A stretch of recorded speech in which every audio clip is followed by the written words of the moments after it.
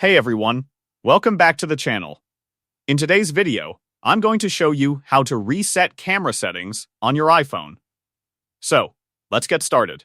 First, unlock your iPhone and open the Settings app. Once you're in Settings, scroll down a little and tap on General. Now, scroll all the way to the bottom of the screen and select Transfer or Reset iPhone. This section allows you to reset different system settings without deleting your personal data. Next, tap on Reset. You'll see several reset options here, but don't worry, we'll choose the safe one. From the menu, select Reset All Settings.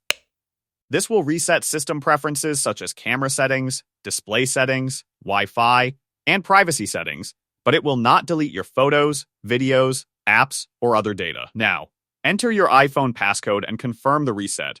You may see a few warning messages. This is completely normal. Your iPhone will now reset all settings and automatically restart. This process may take a few moments, so just wait for your phone to turn back on.